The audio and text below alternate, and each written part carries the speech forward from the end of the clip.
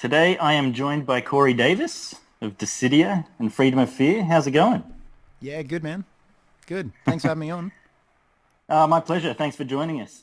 Um, look, I might just dive straight into getting you to tell us a bit about how you came to be a shred lord. How did you get started with guitar? What Yeah, were your influences and stuff? yeah, probably. Yes, super early influences growing up was like, yeah, hearing like lots of different sort of music. I guess around the house.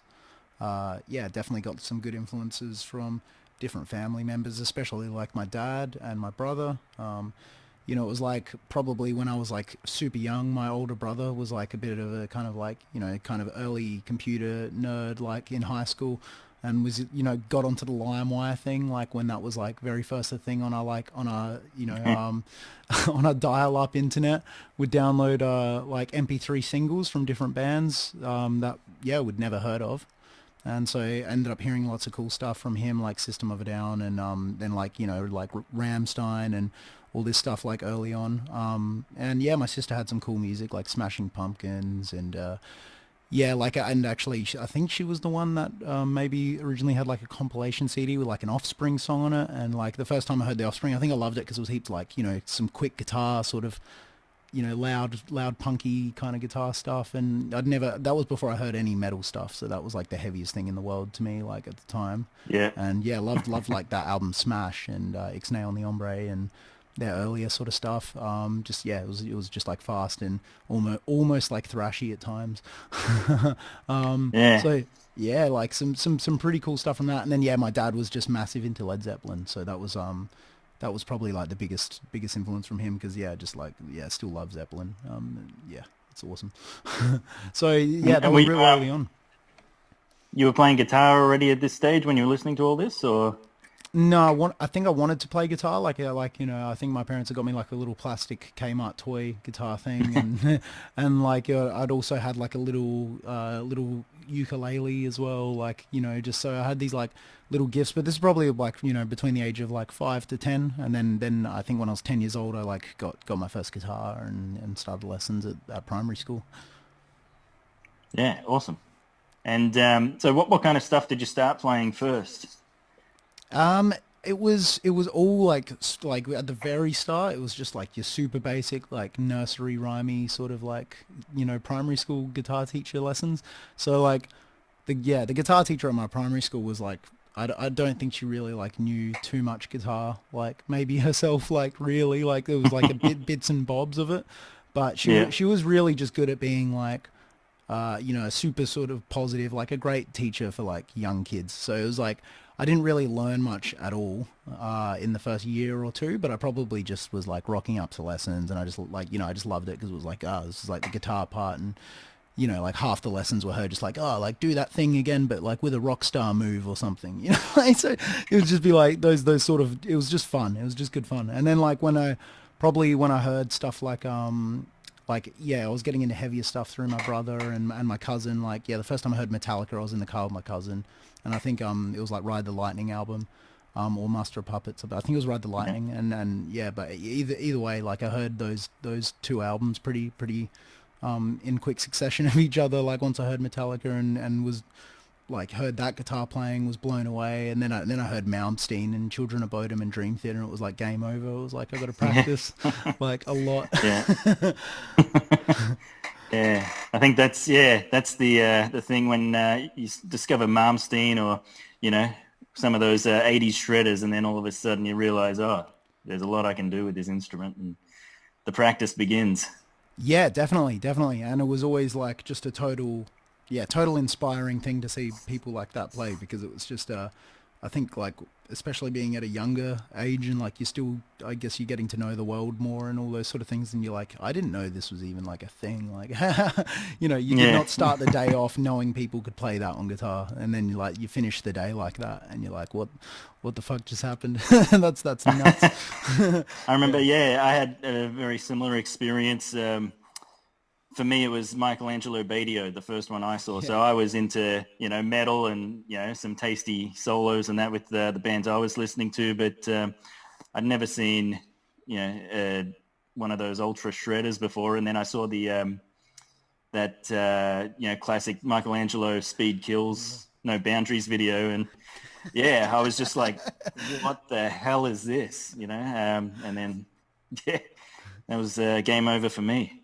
Yeah, seeing that was one of those like original YouTube days videos, like like the pre Mm. 2010 YouTube, that first decade of the noughties, and it was just like when YouTube was getting heaps, I guess, like emerging and popular, and it was like the best thing ever, just seeing like all the bet you can't play this videos, and Yeah. like Michelangelo videos, like Speed Kills, and yeah, all those sort of videos. Like one that I used to play heaps of Counter Strike, and I met this guy that was like into Dream Theater, and he was like, "Oh, you'd like this band Symphony X?"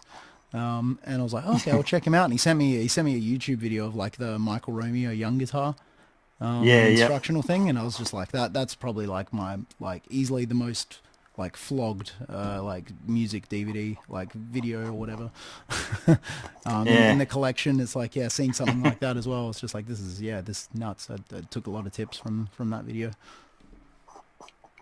Now, you play classical guitar as well. Did you get into that later, or was that something you started early on?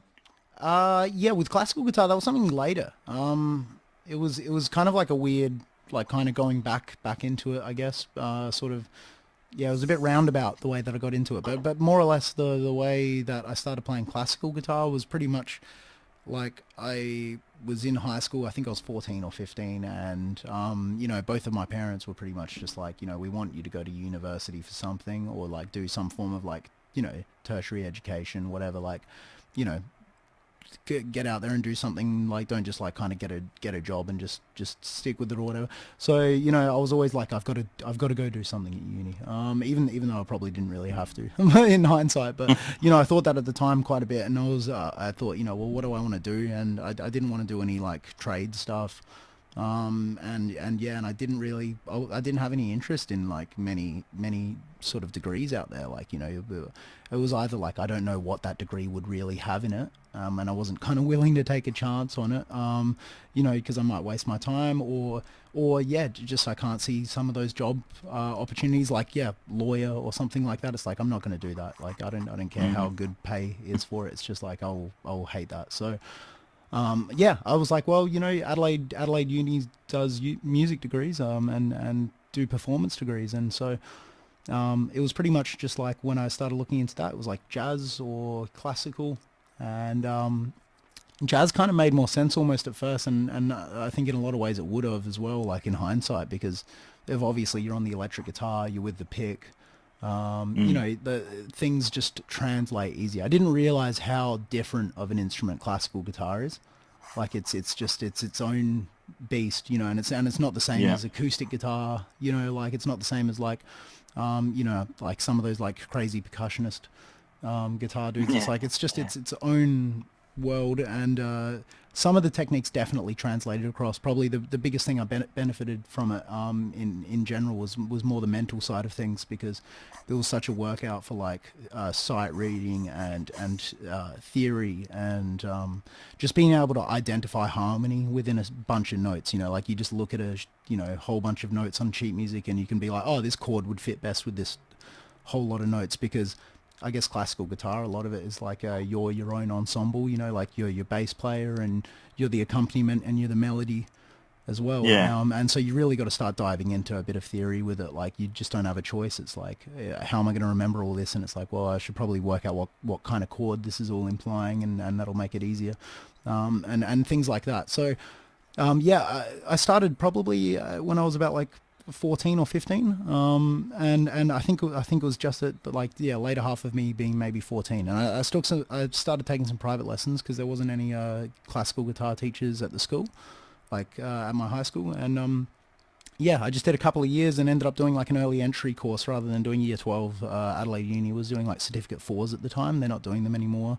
But they were doing Yep. cert fours in music performance, and I thought, well, what, that's like, it's essentially the equivalent of a year 12, year 12 certificate. So yeah, I went in there early, and did cert four, and then did my degree, and made it all the way to honors, and I didn't finish honors like in the end, purely because it was a sort of thing of like I got offered to fill in for the Truth Corroded tour with Nile and Suffocation, and it just took up a whole lot of time, like, you know, a lot of prep time. Not only that, the flights and stuff over, it's like pretty much a month, and yeah, and unfortunately, like, you know, it was just a bit sad. The uni just like wouldn't allow any form of extensions for that because they saw it as just a more like I was just wanting to take a holiday in the middle of my degree. So, Right. so yeah. Is it something you can get back to though?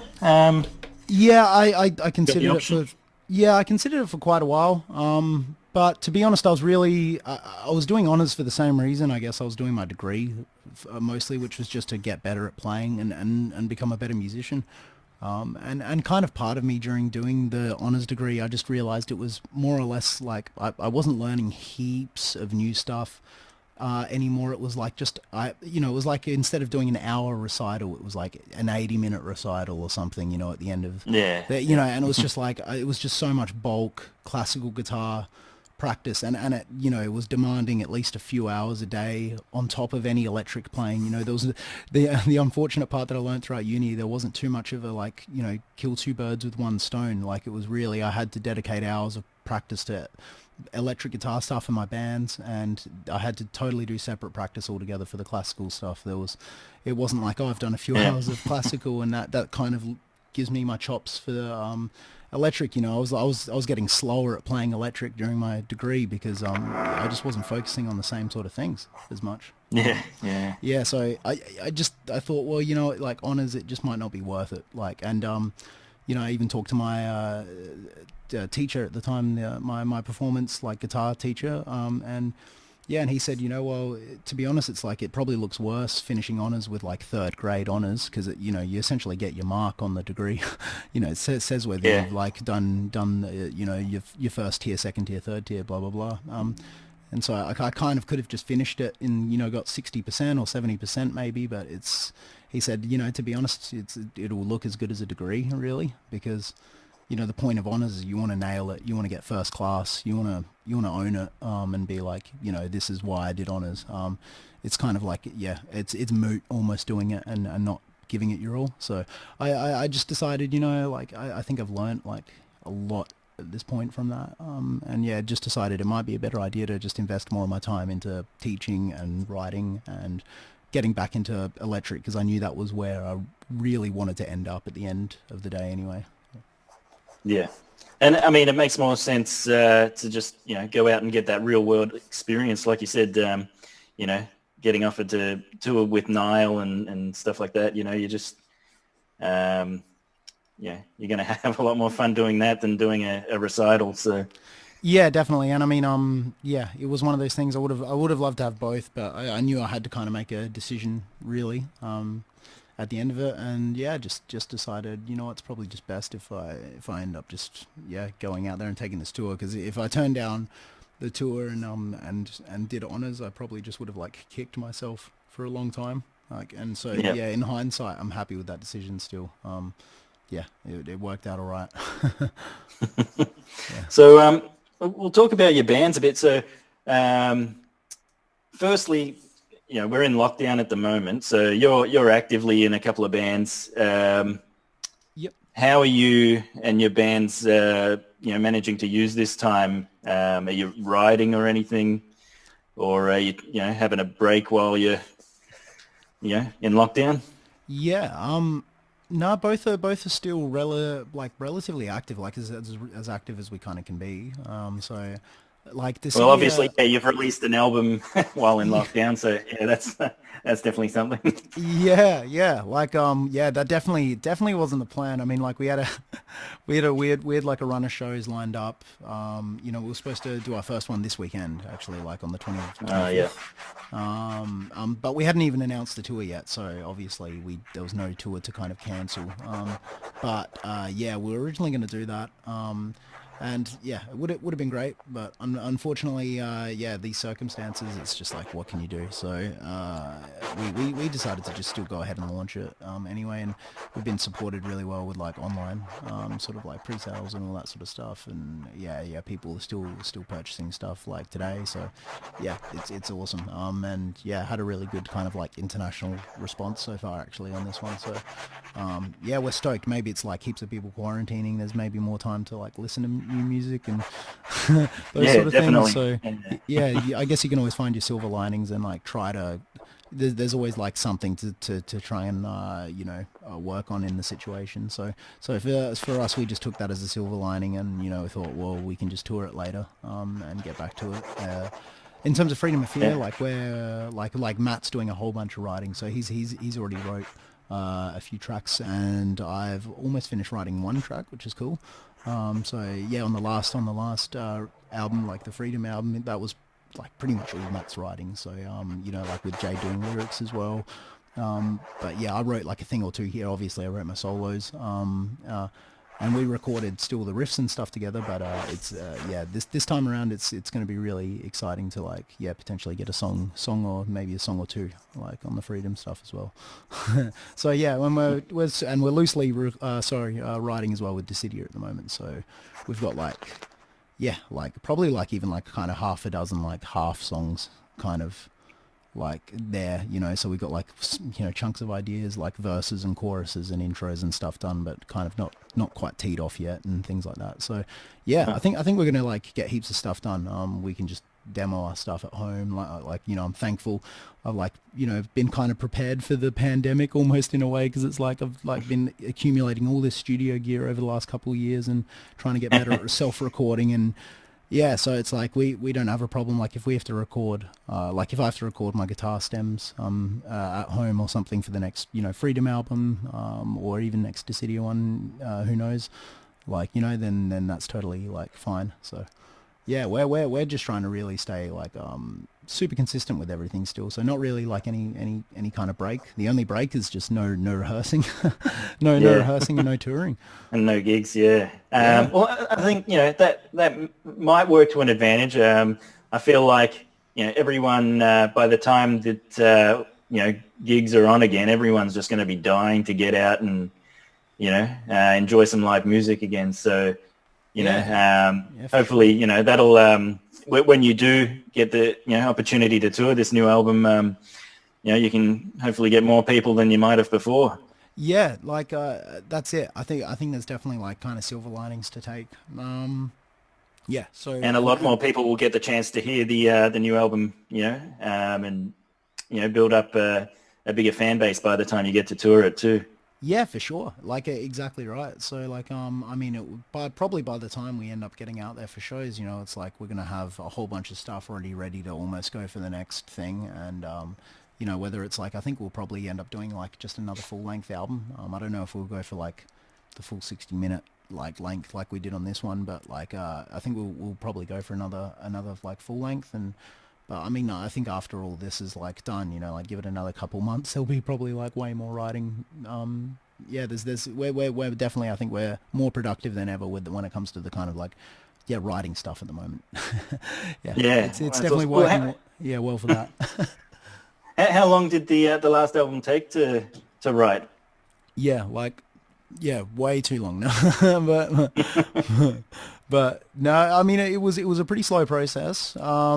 We all write like it's a super democratic process with Dissidia. In the way that we just totally like we'll just give it a shot at writing.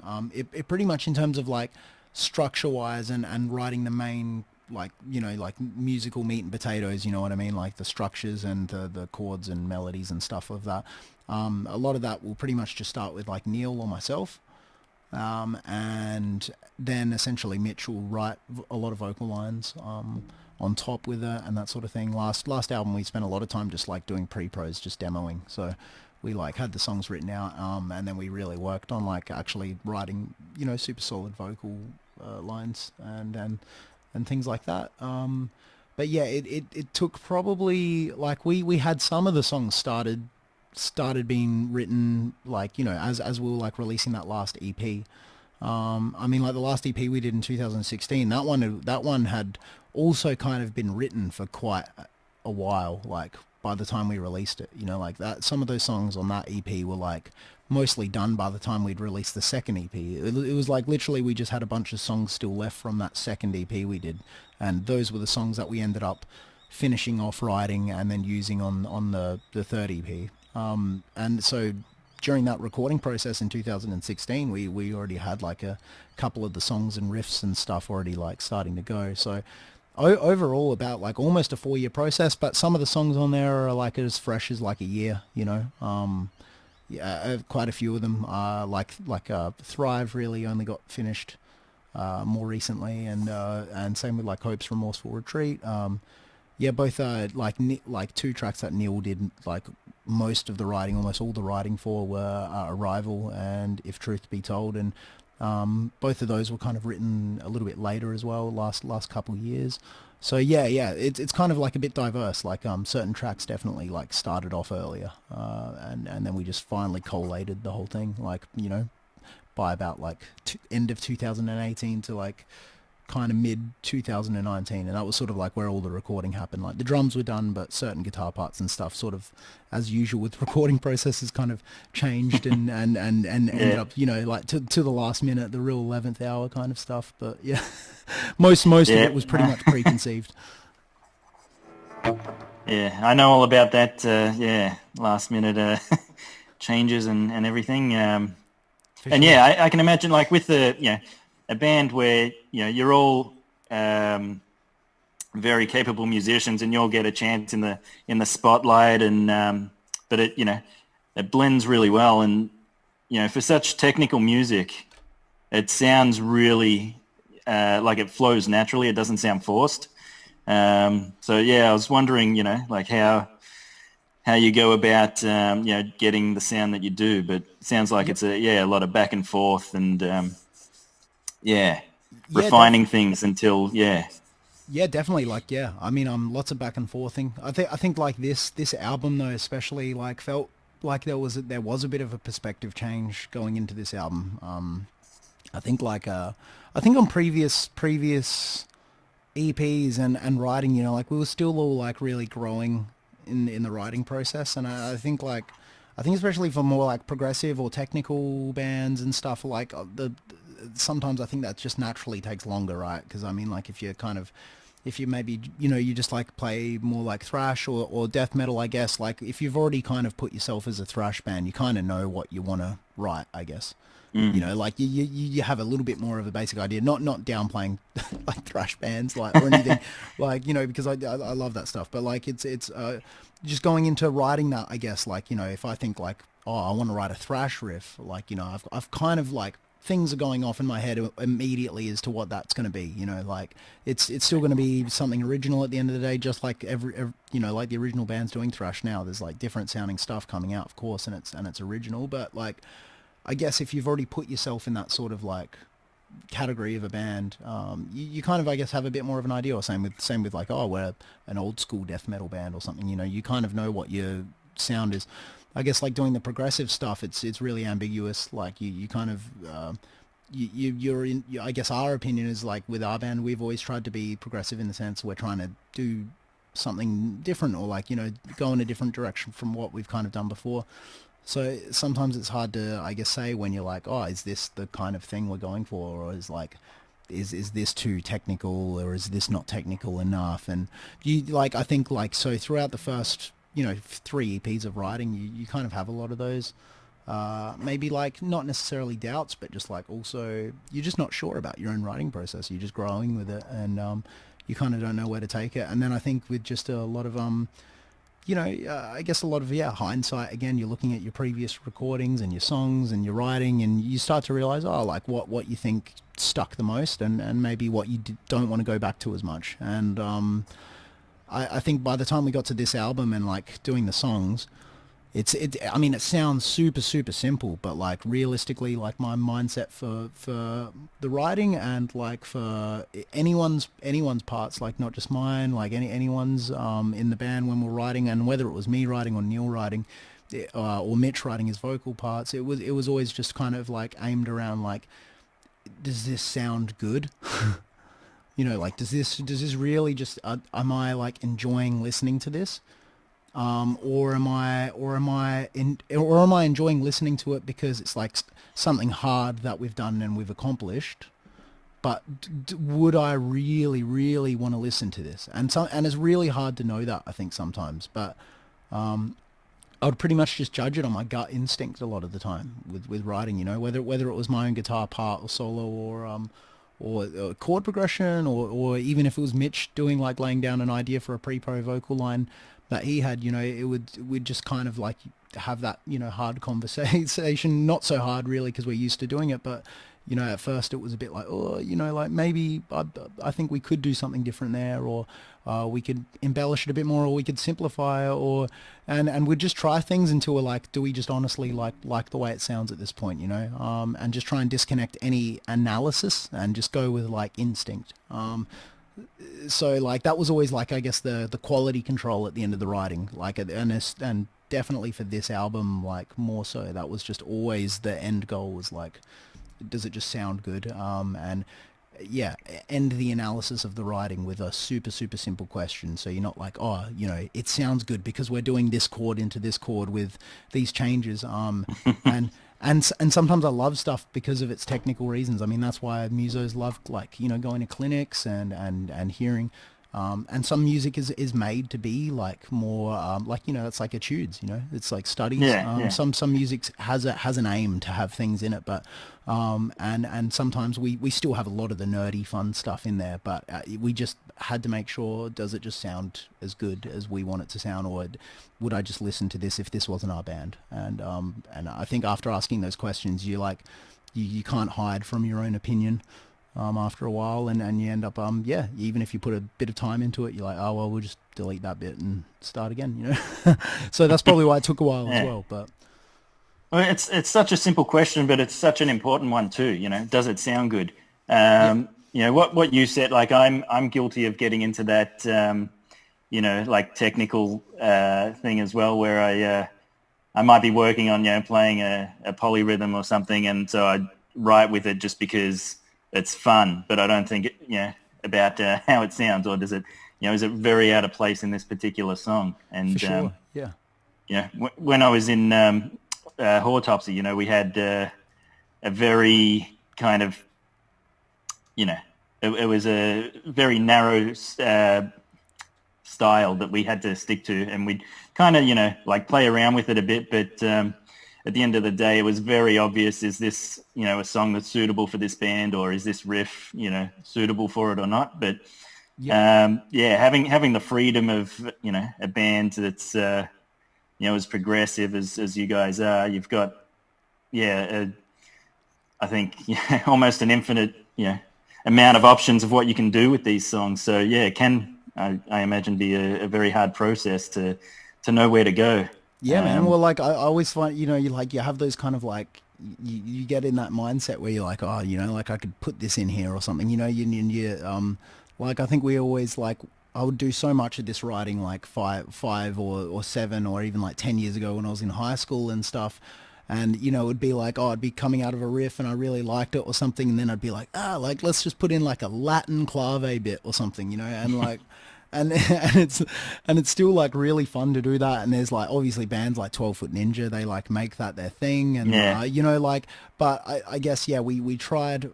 I guess the main descriptive word we probably tried to stay away from more in the writing was like quirk, and staying away from maybe the quirkiness or things, I guess, that we'd try to never emulate too much of our influences too much, like, because it naturally happens all the time, but that would be something maybe a band like Dream Theater Nail with like stuff like Octavarium, like that song, and they have so much quirk in that, but I think maybe whether or not it just comes down to personality or the way that we write or something, but I guess quirk just didn't end up kind of like suiting our style as much, even if it was like really fun to write, like on a kind of nerdy level. And there might still be some aspects to the album that come off quirky for sure, but like I guess like what we aimed for was like a lot less of that, like like we don't really want to come off like we've got a whole bag of tricks that we want to like pull out like we just want to have an album that sounds really good to someone who wouldn't be a musician or whatever at all. But you can also just still totally nerd out on it if you want to anyway. And but if someone's just listening to it in their car or whatever, and they're not trying to pay attention to what like the bass drum's doing or like what the guitarist is doing or whatever, like they're not analyzing, they're just listening. And and it's a different mind state to be in. So I think like it's sometimes it's really hard to find that middle ground. And for us, I think things like quirky sections and stuff, that would be an easy way to like slow down, I think, the writing every now and then, because you can have a lot of fun. And you end up being like, maybe that didn't fit. And like I guess you're saying maybe similar to Autopsy, or like I guess it sometimes can be really helpful to have a kind of guideline to write by, because you're like, oh, we're this sort of band and we kind of go for this sound. And I think those guidelines, they're almost like, I enjoy them a lot, because you kind of like, it makes things a little bit easier in that way, where, I guess when you're in a more progressive metal band, you write a silly clave beat and you're like, is this our style? Mm. And you really got to think about it, and you really got to be like, oh, like, do I enjoy this, and does it suit the song? Well, it's a progressive song, like it's hard to know, I guess, and you really got to ponder it.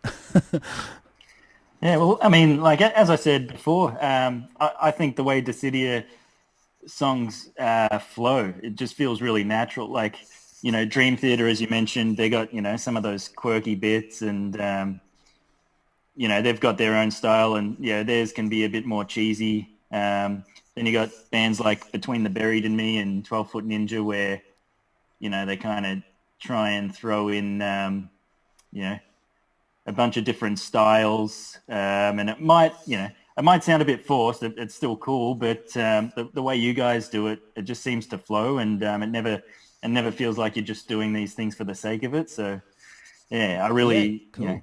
enjoy listening to the music that way. Yeah, that's good to hear that, because like that's kind of like what we aimed to go for, and it's hard to, and sometimes it's hard to. I guess it's hard to tell if that's the case when you it's still technical stuff that you're kind of playing, and you're like, well, this just like, it comes off as flowy to me, but is this really like, to someone's ears that haven't been a part of the writing process for years, like, is this gonna come off flowy sounding to them? And I guess you kind of never know that, so it's always a little bit of a gamble. But well, that's true. I mean, we've all got different ears too, so you got to do what you think sounds good, and just hope that enough people agree with you.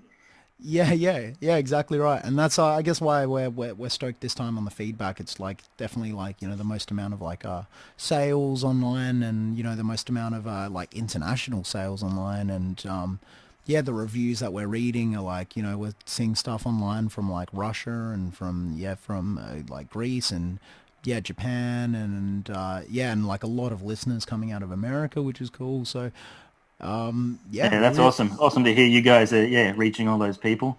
We're stoked, because it's always been Australia, like we've never really got out there too much, and I think our last EPs, they just never quite made it out there, and I was like, I personally, when we're going into releasing this album, was kind of like, this is definitely a step above those EPs, like, in my opinion. Like, not that I don't like them or dislike them or anything like that.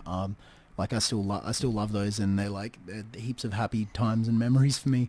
But in terms of just purely trying to be as objective as I can about my my own writing, everyone's writing, everyone's performance, the recording process, the mix, like everything just felt like it went boop and like sort of stepped up a notch. And so I thought, well, like hopefully everyone else that listens to it hopefully hears something similar to that. And I guess so far the gauged response kind of is giving us a bit of that. At least it's still early days, I guess, but it seems positive so far. No, I definitely think it is, and I've been really digging, especially the two singles that Gutted Stag and Thrive. And we'll talk about some of the riffs and that soon, but before we do, why don't you just tell us about this guitar you're playing, and the gear you use. So sure, that's quite a unique looking guitar there. So this guitar that I play, definitely it is definitely a unique guitar, in the sense that it is a custom build, and custom built by a guy in Adelaide called Jordan Reynolds, and he owns a shop called the Sound Garage, where he does, setups, builds, repairs, all that sort of stuff. He's a great luthier. And yeah, he built this beast of a guitar for me, which is just super awesome of him. And he put a lot of hard work into it. Yeah. Yeah, a lot of really No, hard she's work a into it. beauty. For sure, I'm But stoked with you've, it. you've had that one for a while, haven't you? I've seen you play that Yeah. for a few years. I think it was just after the EP in 2016, like just after we recorded it and released it. I think it was a few weeks after I ended up getting it because I got it just in time for the tour we did with James Norbert Avani. Oh, and, yep. and and played it on that. And yeah, it's just been forever like a super comfortable guitar from day one. I worked like really closely with him on the sort of scale lengths and all that sort of stuff, the woods and everything. What is the scale lengths on that? So yeah, the scale length from essentially like the high E string is more or less just 25 and a half, like a Strat, and then when you move up to the lower end, I think from memory, I think it's 26.7. So it's like And what tuning do you play in? pretty much just standard. So E and E, and then B or A. So it's either drop A or kind of like B standard. Um, so yeah, like in terms of that tension, I was definitely wanting like a good amount of punch on the low end string. I initially wasn't even going to go for a multi-scale because I've never played multi-scale, but Jordan was like, no, like I really want to do multi-scale on the guitar, Yeah. and he kind of pushed me into it, being like, it's going to be good for it, and I remember doing the recordings on the third EP, like Delight and Despair, and like just noticing when I was recording that, like with the Ibanez, which I still love that thing, the RG 7 string that I played for ages, but like I would notice that sustain on the B string was just instantly like less than every other string on there, and it did feel like that string was just kind of like tacked on, I guess, because the guitar didn't respond as well to it. It would play comfortably. It Mm. felt great. I love Ibanez guitars still. But I mean, it just never quite responded as well. And I was always worried about the way multi-scale would feel, and it was a big kind of commitment for a custom. So, but yeah, Yeah. he Did ended you up. find they don't really feel any different? Like once you play them for a few minutes, you don't even notice the fan. I find usually. Yeah, it's Um, nuts. It's kind of like I've the had seventh string. yeah, I've had mates play some of my fan fret guitars and not even realize they were fan frets. So from your point of view, Yep. sometimes you can't even tell depending on the fan. But Yeah, I think it yeah, always looks more dramatic from the outside in. Like when it yeah, was as soon as you're kind of like as soon as you're looking at it from that angle, for sure, you don't really see it. Yeah. And you don't really feel it for sure. Yeah, I found this sort of scale length for me is like it seems to be kind of perfect. I couldn't get it any like bigger because like even though I do relatively good stretches and stuff here and there, like my hands just aren't catered to like giant guitar. Like I wouldn't be able to play the Meshuggah guitars, like the 30-inch oh yeah, scale yeah, length Frederick yeah, Thornhill, like they're just it's like 8 string giant guitars. It's like I can't quite do that. Like I can cop a bit yeah. of extra I do scale. have actually a 30-inch scale, but yeah, I always get nervous playing that high E string because like you feel like you bend at a semitone and you're really testing it. Yeah, Um, big time. Yeah, that would be and stressful. because that one's the one I've got's not fanned; it's 30 without a fan. So yeah, Yeah, it's that's just very nuts. tight on the yeah, What high guitar is strings. that? That's an agile. Yeah. Oh, yeah, the Um, Agiles. Yeah. yeah, so I got that one. It was a 10 string I got, I don't know, 6 years ago. I just, Yep. I saw one. I'm like, well, I just want to see what it's like to play a 10 string. Yeah, I So I remember got it like and yeah, before the yeah, I days played of it briefly and then, yeah, barely touch it now. So, yeah, well, it's like before the days of like the Ormsby's and heaps of like smaller. Well, now Ormsby they're not small, but like like back no. in the day, I guess like when Ormsby and even like the Kiesel style carvings and all that stuff were like emerging. It was like before that it was like Agiles online were like it's like the cheap 7 string like awesome guitar. You could just like Yeah, select your options and you finish in like like 500 USD or whatever or something, and you're like you've got an awesome guitar. I was super tempted by it like so many times. I just couldn't quite commit to getting one. I was like, oh, I haven't played it.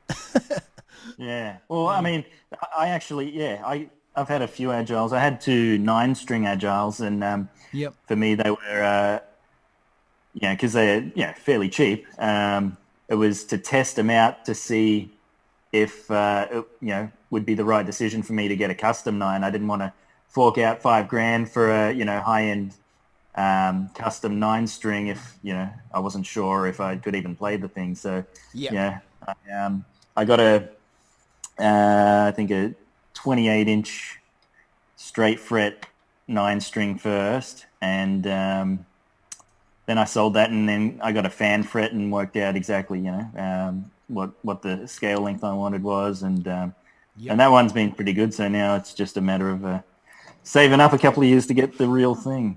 Yeah, is that I just curious? Are you doing that like with an extra high string, like a rusty coolie style, like No, eight I've string got with an extra low on there, or is that 3 extra lows going on there?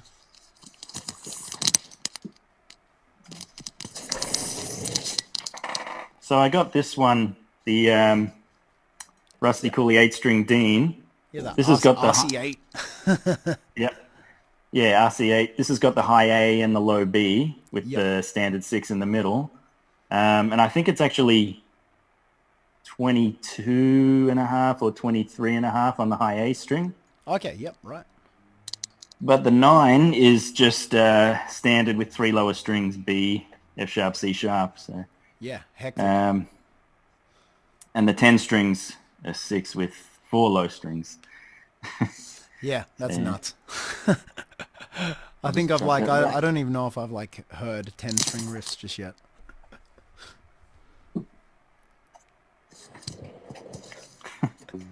Yeah, that's yeah, it's nuts. Yeah, so all right, well let's play some music, huh? Well, Yeah, for when sure. I say Sounds let's good. play some music, I mean you. I want to hear the and see how you play the intro to Gutted Stag, because Yeah. I love that riff. Yeah, for sure, So you for want sure. to Yeah, talk us definitely. through that one first? Definitely. Sounds good. So where I might start with that one. Actually, I'm just curious now because I think I'm not sure if the playback will record the song, so I'm not sure if I'll play along with the song just yet. I might just kind of walk through the part to begin with and kind of approach it that way. Cool.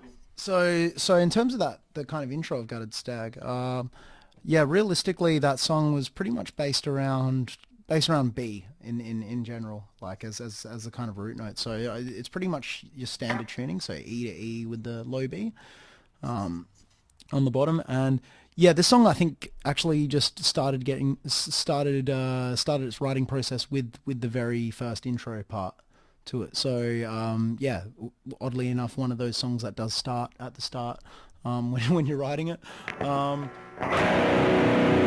So just opens up pretty much with that open B. Sorry. And then moves into that.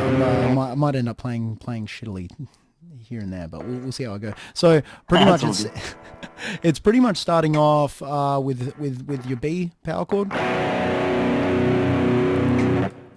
So no real minors or majors or anything like that attached to it just yet. It kind of implies being a little bit more minor as soon as it goes to the next bar where it sort of does this transition from the power chord in B. So you've got your B, F sharp, back to B again on the next octave.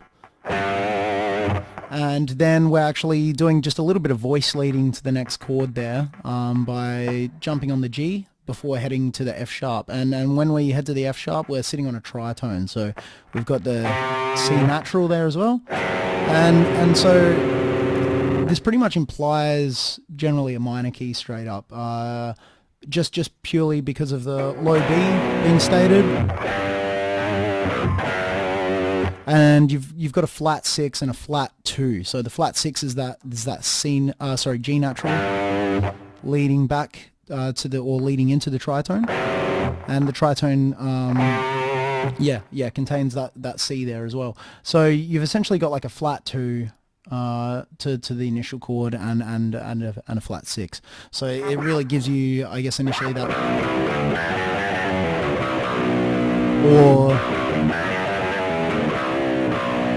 but more just like a natural Phrygian, I guess, kind of to begin with. But yeah, it sort of gives you a Phrygian sort of feel. So you sort of straight up in a minor area. So yeah, leads from there.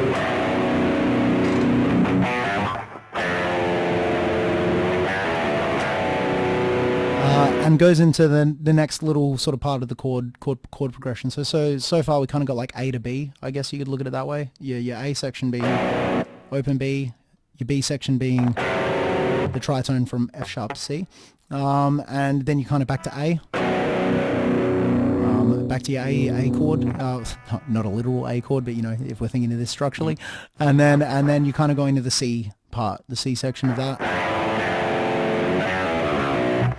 Which is essentially where we're kind of like using a flat 5 here. So rather than taking like something like that Phrygian scale naturally, you know, that would kind of be what you're looking at there, and your fifth would usually be 1, 2, 3, 4, 5 at the F sharp that we've been playing. That ends up getting flattened down to a F natural, and I guess the kind of interesting part of this for me was essentially when I was writing this part, I was flipping between like my interest at the time in like using like 8-note scales and stuff like that. So for this this section here is actually utilizing it's going in and out of essentially B minor as a kind of like Phrygian, but then also stepping into the half whole scale as well, so your diminished scale. So where essentially we're starting at B, and then you've just got a semitone to C, your whole tone again. So you're just going half whole till you're back to the octave point, which is, you know, a really sort of fun,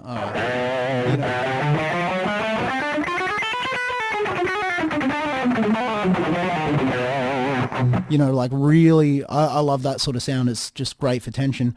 The thing that I found, definitely a huge tension builder. The thing that I found with it though, it's really hard to resolve. You know, like it's hard to break the tension within that scale. You know, kind of when you're in it, it's just like tension nonstop because it's just there's tritones everywhere, and it's one of those, like in classical music terms, they'd call it a mode of limited transposition, which is pretty much like where, and you probably heard that term. I think maybe a lot of people might not have, but what that really would mean is that you've got a set of notes or a scale that really can't be transposed more than a handful of times, like more than a limited amount of times. So in terms of your diminished scale, you've really, or if we start at B again, you've really only got 3 semitones or so that you can use.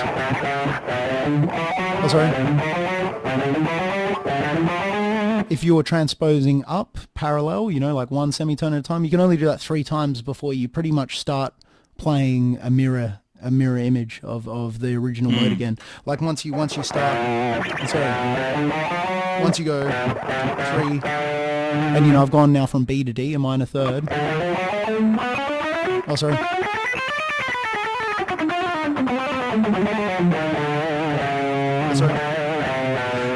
If I essentially take that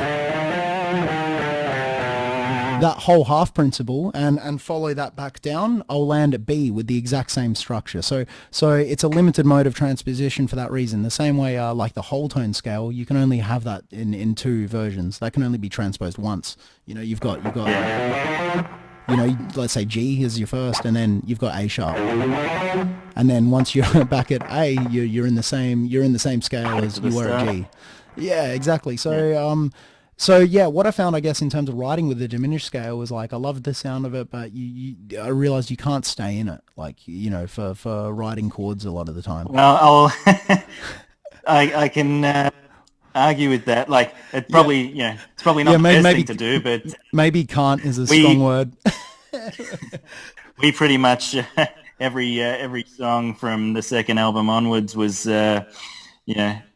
I would say, in a diminished key. But I think that was part of the Autopsy sound. We didn't resolve these things. We almost never used power chords. We used tritones for everything. And Yeah. one way I like to look at the diminished scale, actually, so say the half whole, you've got diminished 7 arpeggio Yep. with, a semitone lead-in note behind each one, or two diminished 7 chords like a semitone apart. Yep. So, you'd think of every diminished riff that you would write, you could harmonize in, parallel minor thirds. Yep. Yep. And then you could shift it up a semitone and still be in that same, diminished key or diminished scale.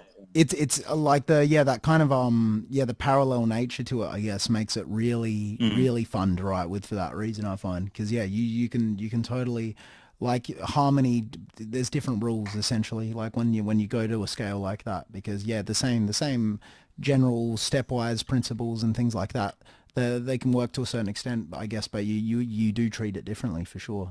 You can harmonize in different ways and it sound great. Whereas if you did the same principle, take it back a semitone or something in the scale, and harmonize from that point with the same shapes, like you're not going to get like the same sort of favorable sound you get with the diminished scale, maybe.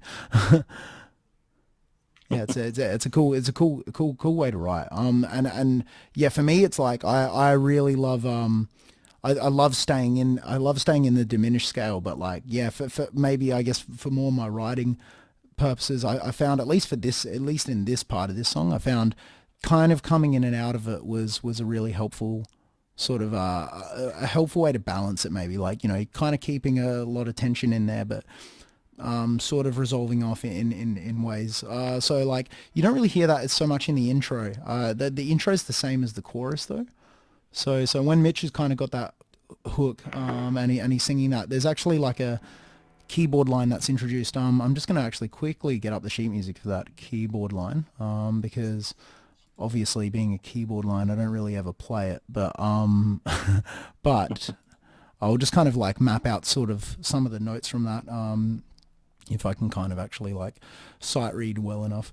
But essentially from that, like, you're more or less like kind of starting off with minor scale runs for that first B.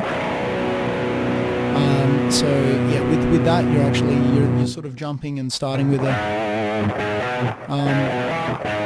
what do we got here, actually? Sorry. Yeah, this is me jumping into just straight up sight reading terribly, so apologies. But I think that's pretty much... Oh, wait, sorry. Yeah, we pretty much got, the notes. I'll just read them out realistically. We are essentially playing like, you've got like a G sharp, going to a B, going to an E, going to an F sharp, going to a B again. So you've got these kind of like more keyboardy line, with like fourth leaps and like, bigger kind of jumps. It's sort of implying arpeggio-y sort of stuff here with essentially starting with the 7th of the chord if we're looking at this as a B chord, due to obviously like the bass and the guitar really implying that with the power chord. The keyboard is kind of coloring it a little bit in the background with essentially that first sort of like 7th starting off. So you've got your sixth leading into there. The G sharp. Yeah. That's it with the G sharp, exactly. Sorry, I'm just like making sure I get it all right. So you're sort of leading into that with the G sharp, with the 6th, but then you've kind of got the arpeggio sort of starting to like form as well in there. So you can pretty much pick out the main notes that repeat within that bar. For example, B, F sharp, B, and we're not really touching on the D. And sort of leaving that for the moment and focusing on the 7th. So it's focusing on the 4th. So it's sort of a bit suspended to begin with. But then after that point, like, so you sort of got like your scale notes essentially appearing and coloring in the power chord. So yeah, you've got B, F sharp, you got G sharp, you've got E. So essentially you've got like a sixth and a fourth in there as well. So not really chord tones, but they're passing notes more or less. They're not focused kind of notes. And like, you know, they're not chord notes. And then so for the next kind of aspect of that, then it steps into the diminished scale. So you've got then F sharp going to G natural, going to A, going to B flat, going to C, C sharp, then going to D. So like you start to see the sort of like flip now into the sort of stepwise motion of like, you know, what do we got here? Sorry.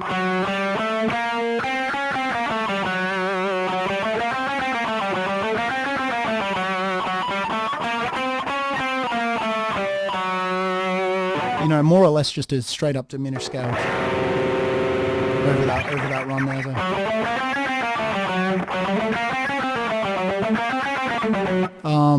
It's not obviously not playing exactly that, but that's how I guess it sort of steps in and out. It goes back to the B chord again, and then you're back into using some of those notes that we were using before. You know, like you've got your G sharp coming back in now. You know, you're no longer sort of like toying with those diminished sort of notes as much. So it's sort of stepping in and out, trying not to butcher my explanation of this too much, but you're sort of stepping in and out, I guess, of like natural minor or Phrygian, like a more traditional kind of mode that's a bit more, like harmonious, and then bringing the tension, really driving that hard with the diminished scale there. So it's not just like you're just playing the minor chord, because I mean your ears might expect that initially, but the diminished scales are nice. There is a good descriptor of that. I'm trying to think. The name escapes me, but so you kind of like you're basing it around the the same tonic in a way, but just changing what mode you're using. Yeah, exactly. So it's you're transposing. Yeah, you're really like you're transposing in and out of modes, but your key center is the same. So the key center is always B essentially in throughout this chorus. So like during that whole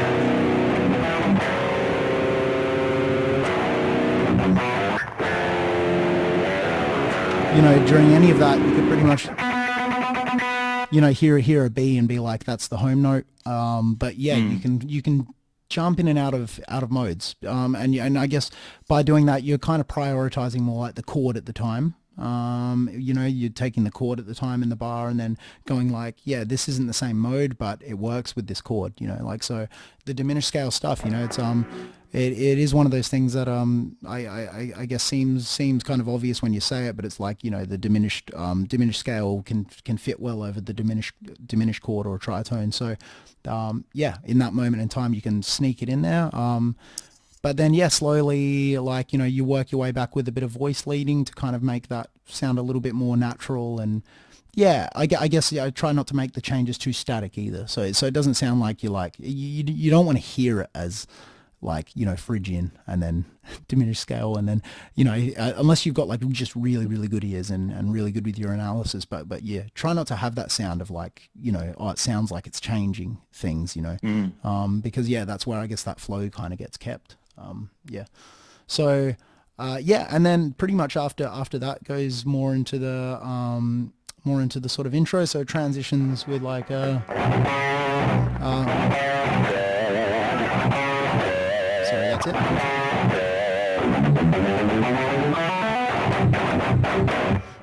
And then sort of some sort of semi-quaver lead-ins, just some fun notes. Pretty much going to like realistically starting off natural minor, like B, C sharp, D, E, and then now as of the F sharp, kind of getting chromatic, and then actually finishing off pretty cheesy, a bit of a pentatonic. No, but so it sort of jumps in and out a little bit. Sorry. Whoops, started that on the wrong string. There's that run, sorry. So yeah, that's just purely a transitional bar.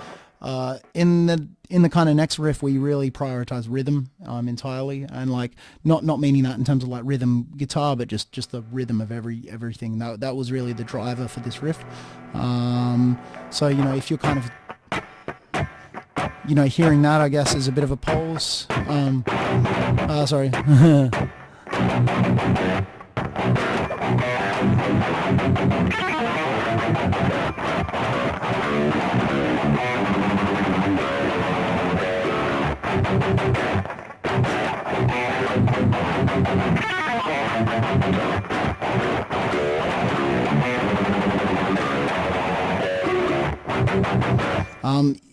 You can pretty much like there's some sort of quintuplet feels in there. There's like triplet minimums, like I think at time to time. Oh, actually, I haven't got the sheet music for that, so I'm kind of waffling a bit about that without really confirming it so much. But you pretty much like, the very first part, you're starting off with like semi-quaver kind of gallop rhythms, like da-da-da-da-da-da.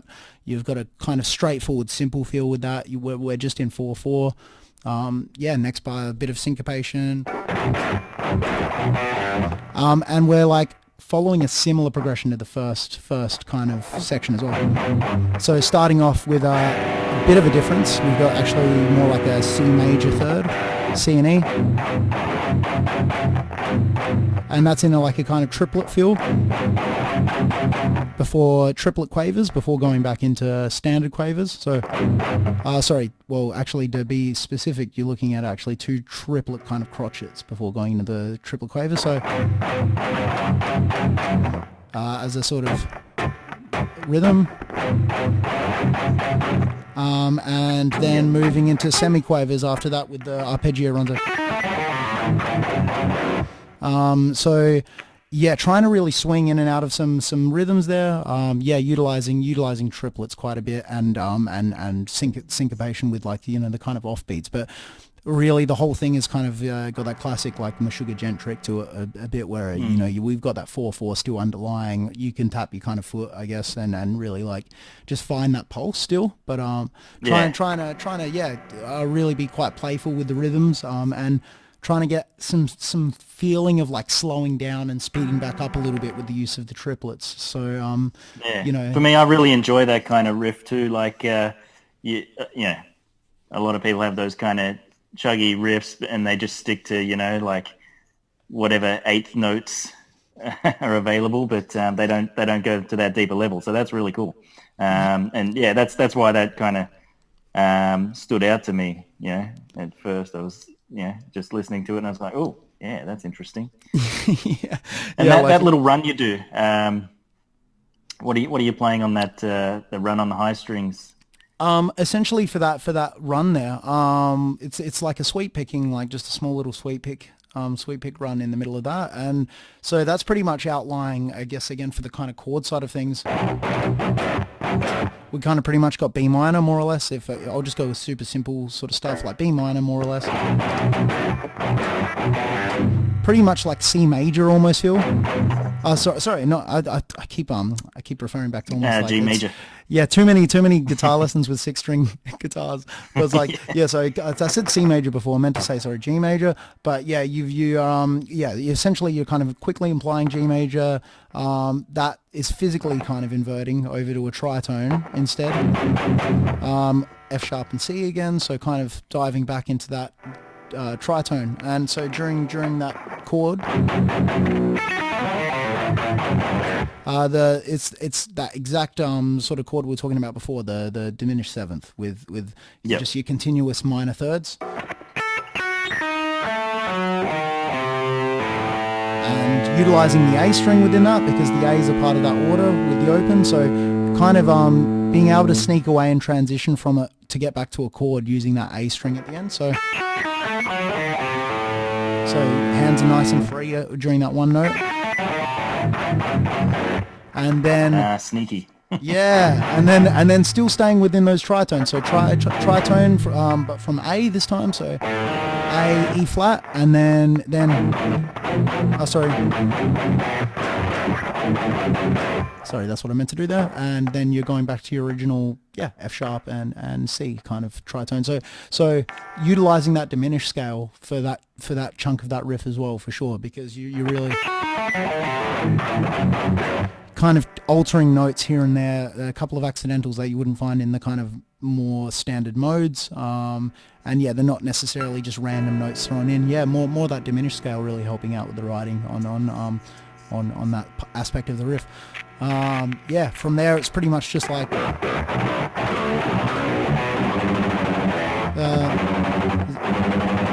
sort of utilizing those syncopation, stop-start kind of feel to it, before kind of, going with those semi-quaver groupings,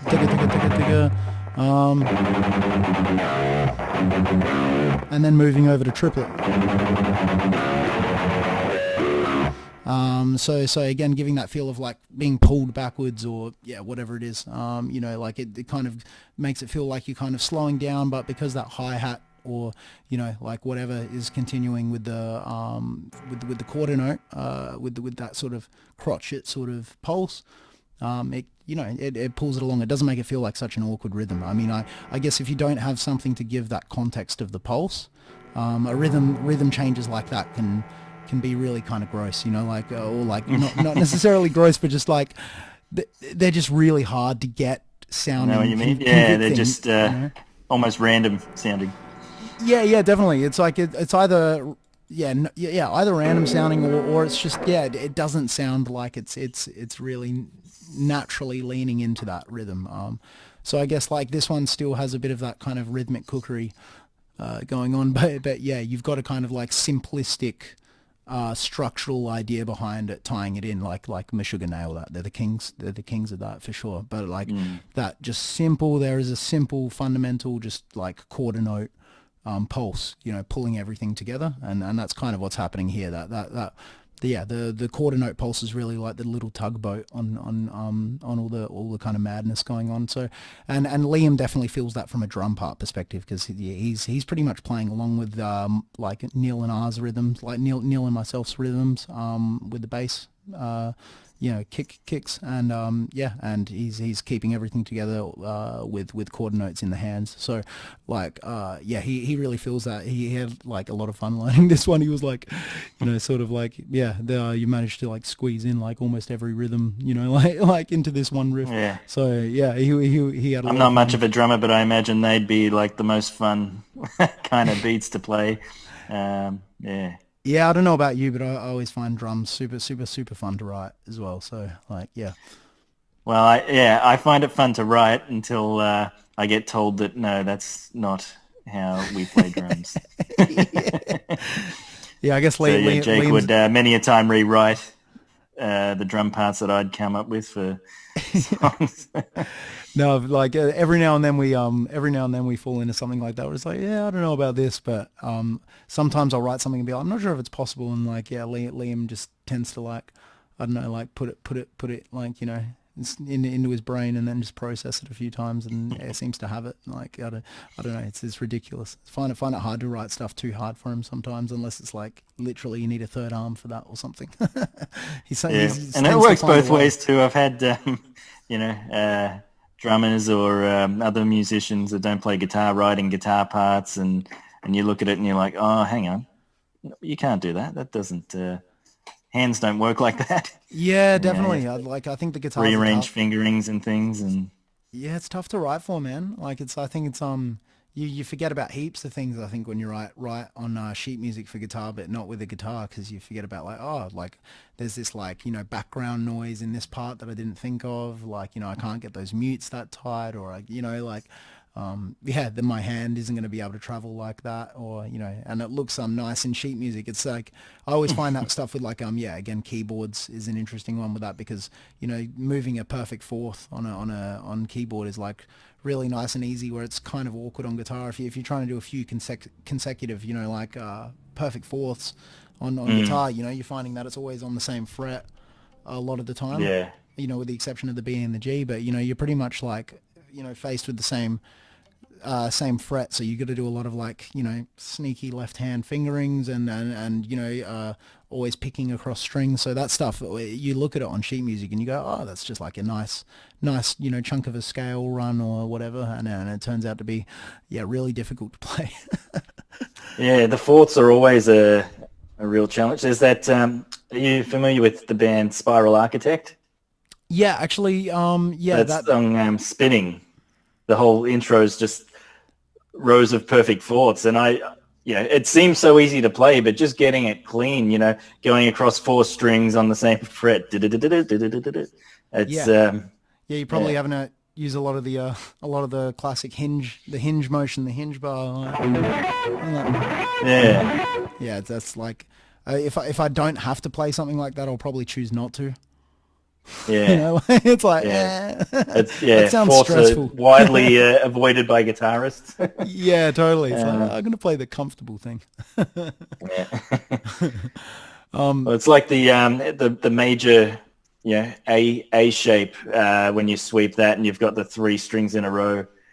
When you're doing your A major bar chord off the fifth string. Yeah. Definitely. Everyone hates doing that one because of the three-string bar. Yeah, I find that one is like easier if I just like don't.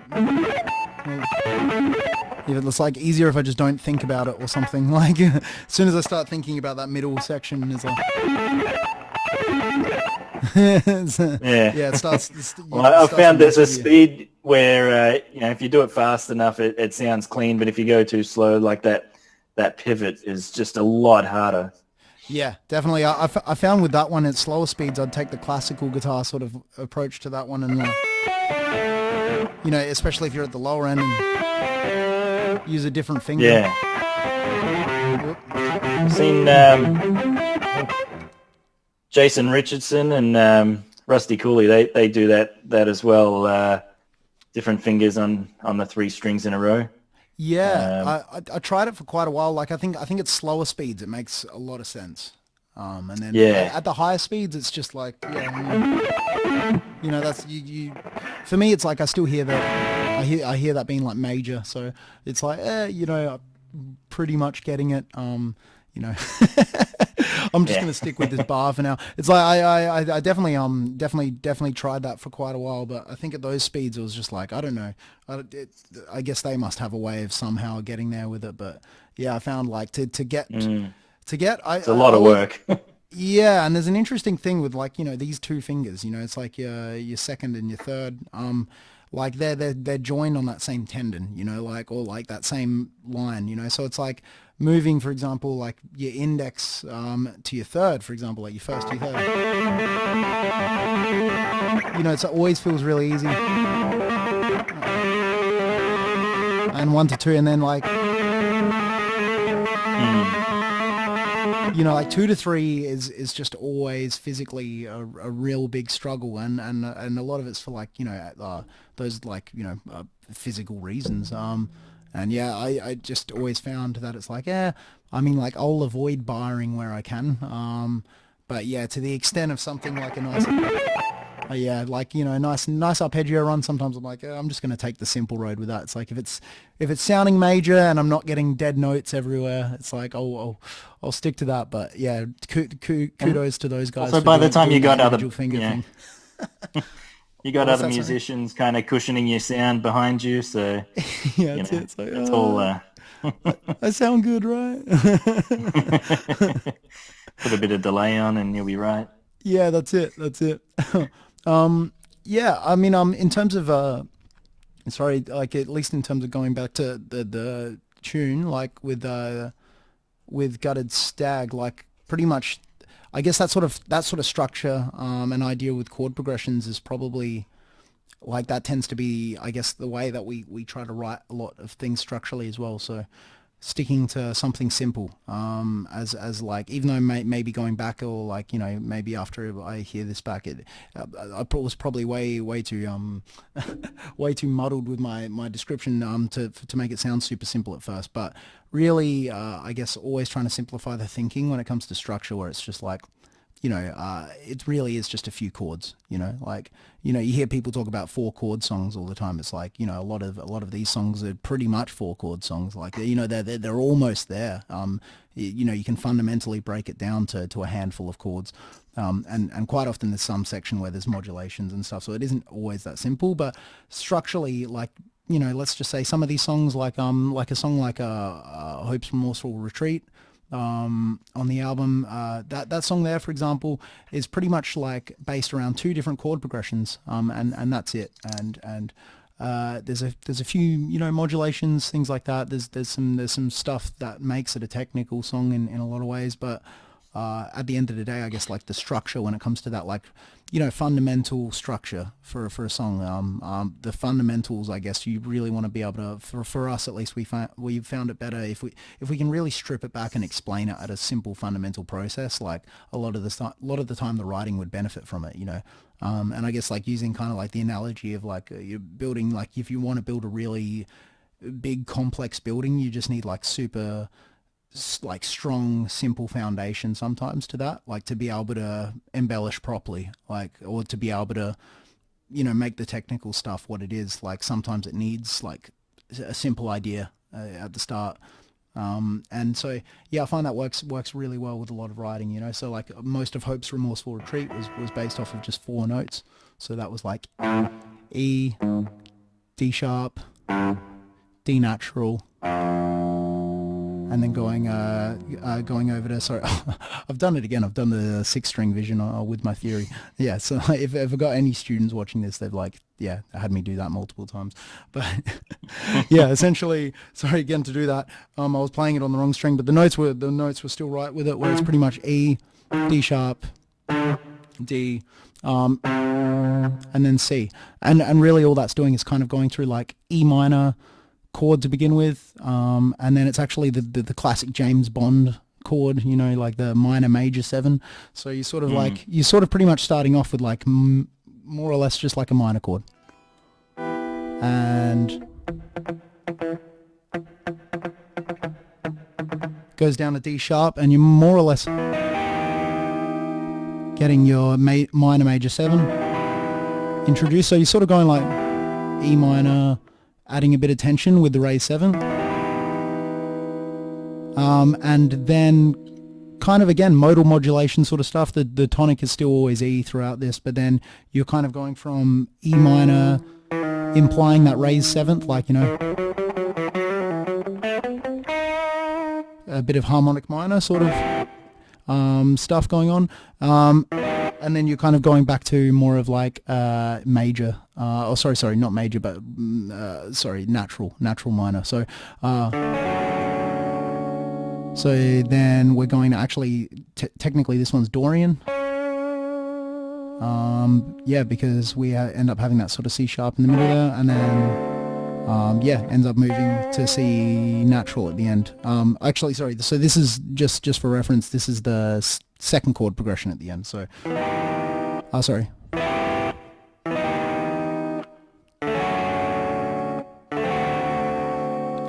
And then this is the most complex, I guess, chord progression in that song. That dominant chord there, which is D dominant, resolves to G major 7. So it's sort of like you've stepped into G major for a moment in the parallel, the parallel major of E minor.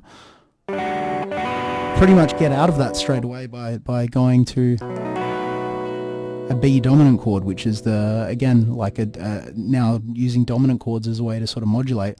We've gone dominant major 7 to dominant on the D, so sort of a little bit of chromatic sort of transposing there, resolved in G major, and then using that B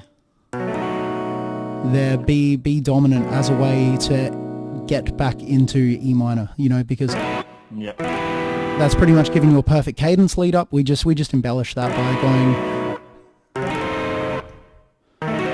again using your minor, diminished 7th chords. So because I guess for theory reasons there's no simple way to explain it, but more or less those chords fit perfectly with dominant chords as well. Yeah, so you're going up to the flat 9. Yes.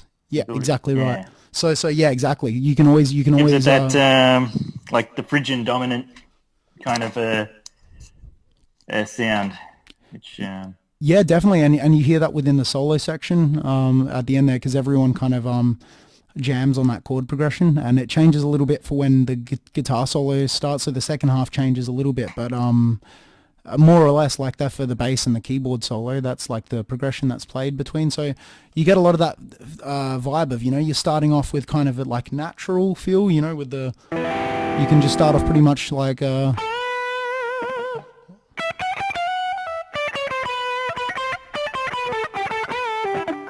whatever, you kind of got that natural minor vibe.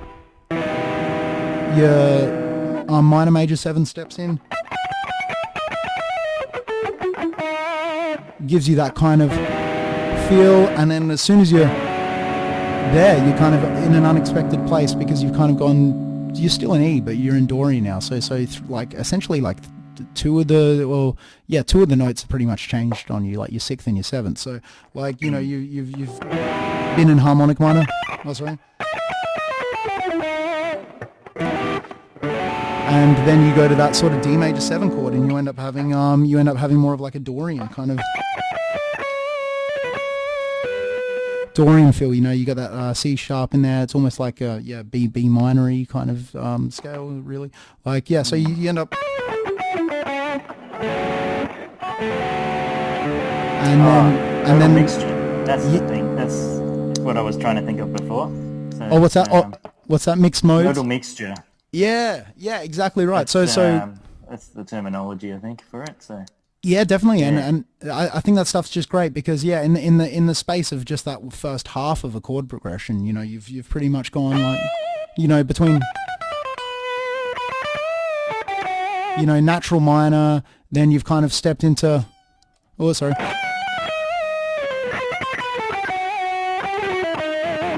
harmonic minor, then you've kind of gone to Dorian, and you're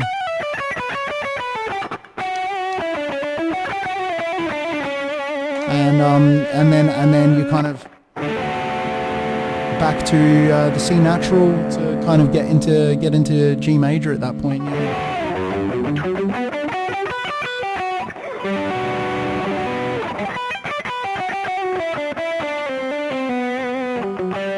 whatever.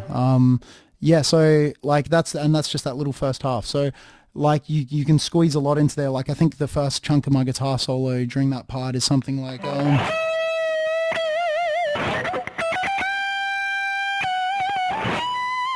so that's all just notes like, you've essentially E from D, so natural minor kind of bend. You got your first, second, third of natural minor there, your E, F sharp, G. And then doing a kind of Marty Friedman style half step bend up to the 5th, so from the kind of flat 5th, and then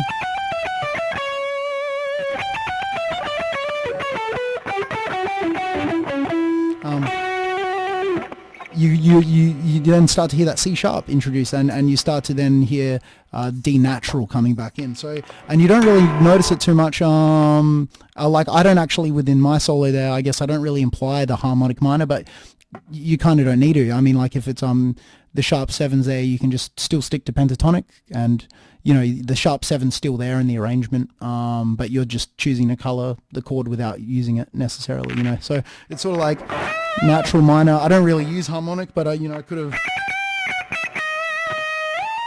I could have implied it if really chose to, but then moving on to Dorian.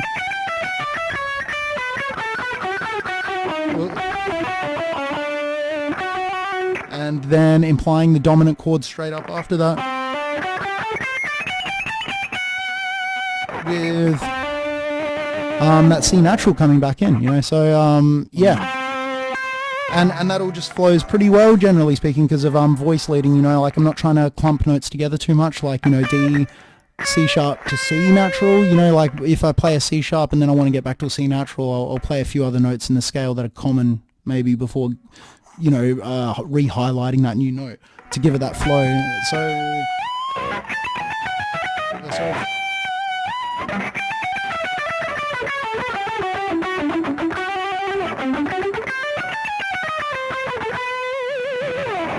something kind of to that effect, but yeah, you get a little bit of a change, but it's not enough to kind of be like, oh, where have they gone, like, I guess, or it doesn't feel that way to me at least. Yeah, Yeah, it's subtle it's stuff. interesting, but it doesn't sound out of place. Yeah, for sure. And I think like guys like composers like Chopin and like Chopin for me, but like Bach's like contrapunctal sort of writing and all that stuff, like like some of those early Bach pieces like the cello suites and lute suites, you can like or his French suites or English suites, like all those old Baroque pieces that Bach wrote that were all contrapunctal in their writing. I mean, the cool stuff with that was that like he was modulating just constantly, like every 2 bars there was like a different dominant chord going to a different thing, and he wasn't even thinking in terms of chords. It was just like voice leading. It was all about voice leading and interval relationship, and the theory changed a bit, but like guys like Chopin in the Romantic era, they were doing similar stuff, but cheekier with more chromaticisms and things like that. But it was all like you could listen to the piece and I used to like I would enjoy those same pieces and have no idea there was modulation occurring, like back when I was in high school or something, because it all sounded right. I assumed it was generally in one key because it all sounded right. But then it turns out, wait, there's just so much stuff going on. It's jam packed. But you kind of don't hear it, and yeah, I think that's where I'm always like I was always super impressed with those composers, like when I was in uni after that, because it'd be like the same nocturne from Chopin that I've heard a bunch of times, or the same like cello suite, but it would be like, oh yeah, there's all these changes happening I wasn't aware of that made it special. So but yeah, it didn't sound like it. It didn't sound like there was change. Yeah. It just sounded like it flowed. Now, that's the beauty of it. They're disguised so that they're not they don't ever sound out of place. It's always it flows. Yeah, big time. Yeah, big time. So yeah, I guess that's I probably more than I realized. I probably ended up talking about more modulating and stuff like that within writing and mixed modal sort of playing. But yeah, I think that stuff is the more I guess I think about it, it's super important to the writing process of our band actually. That stuff's just really totally laced in there, and I think it was just a natural occurrence. The reason everything's like that is I think just an occurrence of us trying to get a fresh kind of sound and play things, like when you play a kind of, I guess, like a totally diatonic chord progression, within one scale, like you get a classic sort of like like you do if you use classic, like, I mean, I still love staying obviously in one place sometimes, but sometimes it's really hard to feel inspired maybe when you're writing music and you just stayed in one scale, one set of notes, you haven't gone out of it. Sometimes it's just like it can sound a bit what's the word, it's hard to do something fresh if you're staying within the confines of one key, and I think the excitement comes from just making those small changes. They don't have to be drastic. So like the modal mixture, when you're changing from harmonic minor to Dorian, it's only a note or two different from one mode to another, but it's just enough to be really interesting. Yeah, for sure. Yeah, definitely. It's like it kind of gives you like different aspects of the kind of, like, I guess, the palette, like of what you got at your disposal. It's probably similar with cooking in that way, like a little bit almost, where you kind of you can just kind of make dishes and dump heaps of stuff into it, and it won't work. But I guess if you're being subtle about where things are going and what order to put them in, and I guess you can have a totally different result with the same ingredients. So it's sort of like there's always, I guess, there's always factors to it, like subtlety and things like that, which I think are super important. I was just gonna see if I could get you to play the that first riff in Thrive. For sure. That was a cool one too. Definitely. So I'll go through a little bit of that one. This one's in drop A, and I guess the part of this riff that I was thinking of, actually, the part of this riff that kind of gave me a little bit of inspiration, which I can't play from memory right now, so I can't really explain it super well, but it was actually, I think it was, which song was it? I think it was Jambi on 10,000 Days, and I'm not the biggest Tool guy out there, but like I remember having to actually teach that song to a student at one point.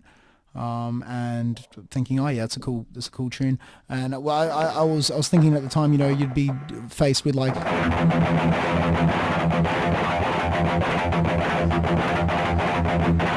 or something like that. Obviously not quite like that, but that's what it sounded like to me initially when I always heard it. I never looked into it too much. It just sounded like kind of right hand to open string thing happening. Yeah. Some kind of gallopy motions. Yeah, you're dealing with that sort of rhythmic sort of stuff that you're used to hearing on guitar, and it was like the fact that he would play it like in some way. I'm not going to play it correctly now, but it would be like within a technique where he'd be pulling off and actually hitting some of the notes percussively with the left hand during the pull off. So it was sort of like I have come across that riff. Yeah, and it's an interesting one how that sort of I'd never thought of playing a riff like that. And I guess Thrive isn't quite like that either. But that sparked an idea to maybe create a riff with a bit of a different sort of aspect of playing it. Like maybe the sound is misleading to how it's being played, or just trying to be a little bit different in terms of coming up with a riff. So I ended up kind of doing the same sort of idea, but I guess with more of continuous, almost like a sweeping motion, almost in the right hand, and pedaling the open notes. So of A and E as muted, and then actually, and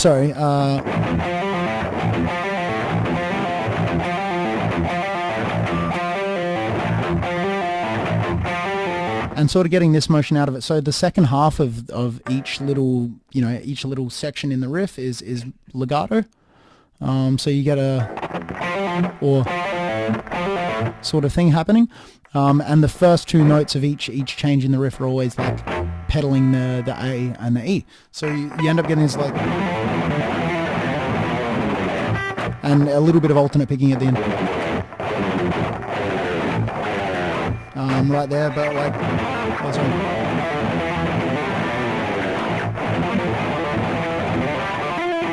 And a little bit of like a quick tap slide in the second repeat to sort of break it up, give it a bit of a tail.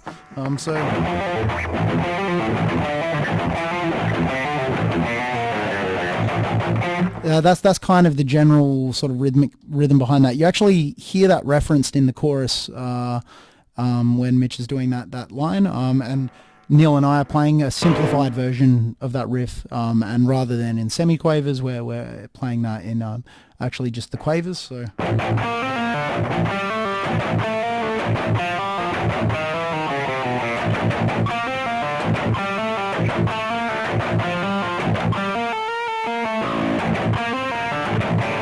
Oh, sorry. Yeah, but yeah, that's the kind of idea behind the chorus riff, and really that's the same idea as the intro, but half time, or like half the speed, and rather than two open strings being used to pedal, it's just simplifying it with just the A, just kind of sticking to the root. But yeah, that first part of the riff, if you're looking at that sort of tempo, oh, sorry.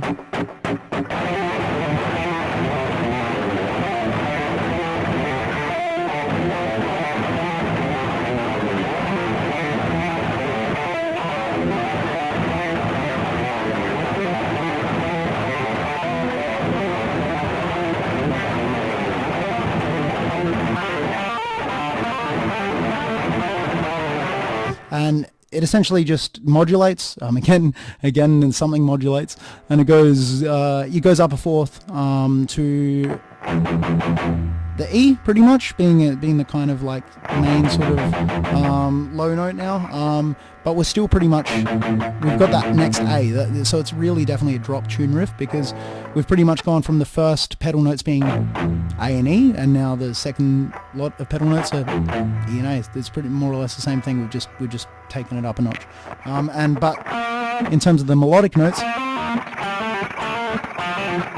they've just been moved up a fourth rather than being on that sort of on that A string. It's moved up to the D string. So that's pretty much what's going on there.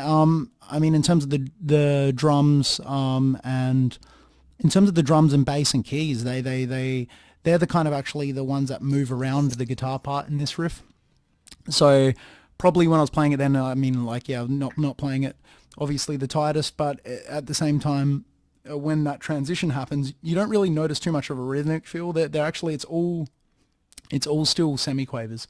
So that whole riff at the start, whether I'm, at that part of it or at the second half of it, once it's modulated, the rhythmic feel and pulse totally changes, but there's no tempo change. There's no, I think actually maybe the time signature might change to broaden it a bit, maybe. I haven't got the music in front of me again, but just getting it up now.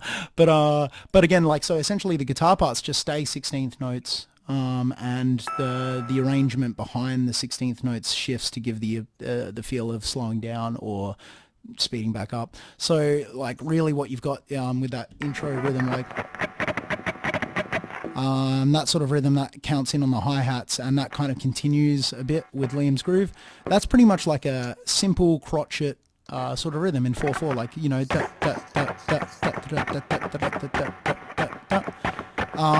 and then I'm playing along to that the whole time, so it's a nice simple feel.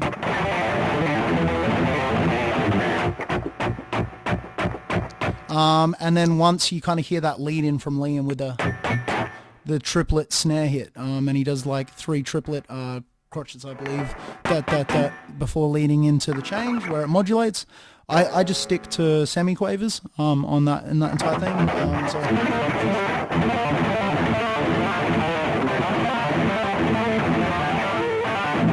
But what the drums and bass and keyboards have pretty much done is dropped down from the crotchet being the pulse to now the minim triplet becoming the pulse. So the tempo is the exact same still, but what's happened is that rather than for example, on the drums, rather than the right hand staying on a quarter note the entire time and giving that it's then reduced itself down to a triplet minim instead. So the next kind of natural rhythmic, drop in pace. So it's as opposed to kind of coming out of. So it's kind of a metric modulation. It's and that's why this song for ages before it was called Thrive was called Metrically Clusterfucked, because that's pretty much all it is just the whole song involves changes like that. There's that quick pace riff in the middle,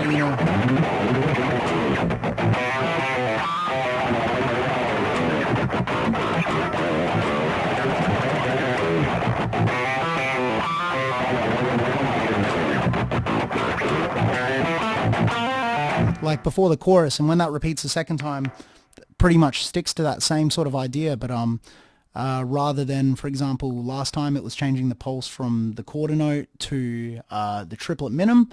So rather than that sort of change occurring this time, we're pretty much changing from the quarter note again, but this time actually to I think you would probably, I'm not sure if my theory's right off the top of my head here, but it would be like a double dotted crotchet instead. Essentially what happens is that those semi-quavers I'm playing with the riff, they're all just semi-quavers, rather than for example, now the right hand of the drum staying on every quarter note. It moves to, which would be, just to break it down rhythmically, of course, your quarter note is worth 4 semi-quavers, 4 16th notes. So rather than a right hand coming down on every 4th note that I'm playing, the right hand then starts to come down on every 5th note that I'm playing. And so essentially you get this feeling again of being pulled back, and you could look at it from 2 perspectives. It either sounds like it slows down, or it sounds like the guitars speed up. But for me, it gives that feeling of the the drums feel like they kind of pull back and the pulse slows.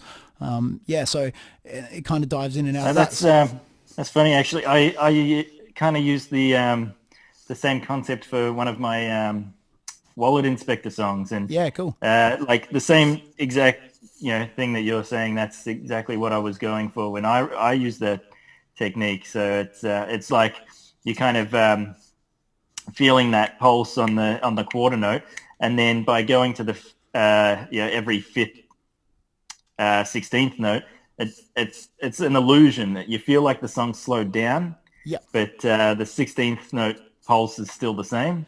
Yeah, instead of getting that like da da da da da, you get a da da bigla da da bigla da da bigla da da bigla da da bigla da da bigla da da, like, but the dadas in between, they're just the same. So da da da da da da da da da da bigla da da bigla da da bigla da da bigla da da bigla da da bigla da da da. And so you're playing the same riff on the guitar, and actually, funny enough, we to kind of keep it a 4/4 feel. Like because essentially for each pulse now there's an extra semiquaver. We added on 4 semiquavers per bar, so essentially it's actually 5/4, and so the riff goes from 4/4 to 5/4. Pretty much what we just do is just add in a couple of extra notes on the guitar part and bass part. So rather than it being like a sorry, what would it be? Sorry, slow now. I'm thinking about it. So that would usually be the first chunk of it while it's still like on the regular quarter note. And so rather than it being like those notes there, sorry, one more time clearly. Rather than it being like that, now it's sort of more like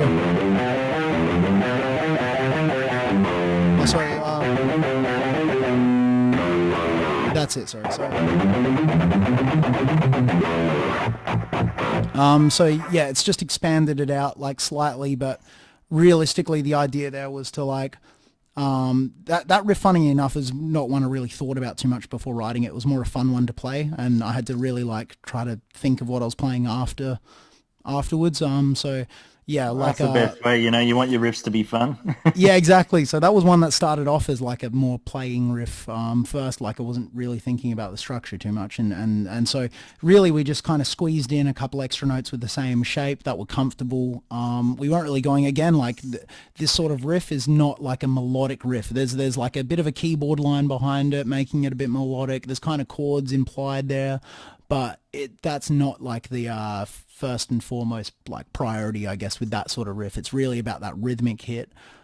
So yeah, essentially we just wanted to keep that feeling of like a slowed down 4/4. So rather than the bars being 4/4 length, yeah, had to be 5/4. To keep it even sounding, and we just kind of added in those notes. So rather than that sort of just doubled up on a 3-note per string shape there, and so just makes it nice and easy to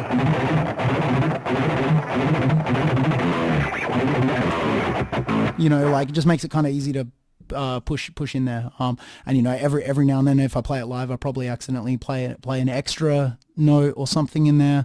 It's one of those more jammy riffs where I'm just aiming to lock in with Liam's kicks as hard as possible, and pretty much like, yeah, my first priority, first and foremost with that, is like the rhythm, and then like the notes are like they're just a nice color on top. It's that quick where you kind of you're not like, oh yeah, I'm really hearing every single individual note there. It's more about that machine gun like.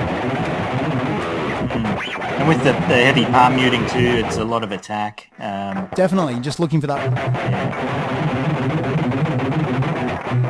Looking for that real like, yeah, almost on the edge of being totally percussive. Like we're only really aiming for the notes to come through a bit there.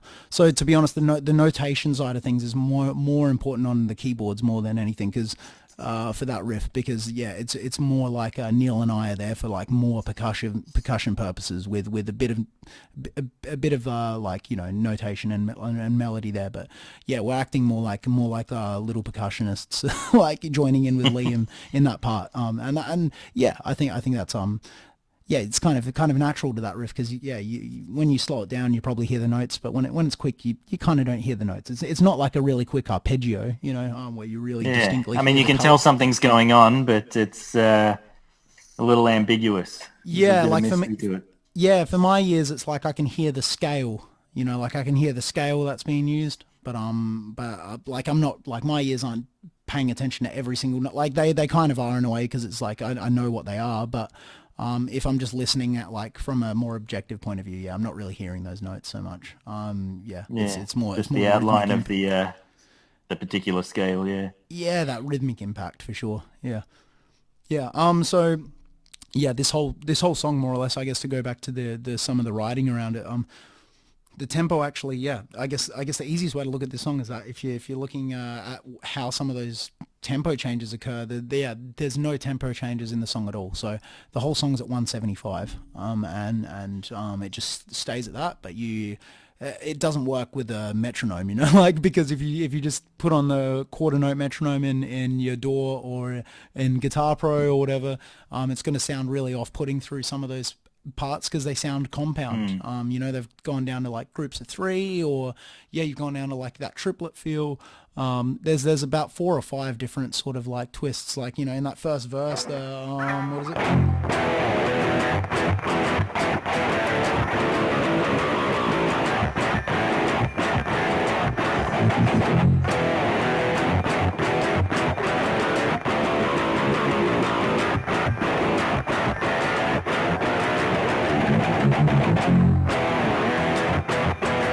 Like that riff there is pretty much that's directly after that intro, and realistically, when I guess I think about it, you're looking at that first part of the intro, you're in quarter notes, then it drops down to triplet minimums, then it changes actually again to dotted. The dotted crotchet is actually like the pulse, which feels like a triplet minimum, but it's like if anything, it's a touch slower. So like you actually, it feels like again the tempo's dropped down like 5 BPM or something subtle, like, but it's just the pulse changing again within those time signatures. Yeah. I love that stuff. Yeah. I think one of the first times I heard that kind of modulation with the guitar kind of staying steady and the drums moving around, that Dream Theater song, is it The Mirror? Oh yeah, for sure. Yeah, yeah. Dun, Like dun, the, dun, what is dun, it? dun, dun. Oh, man. Yeah, that's the one.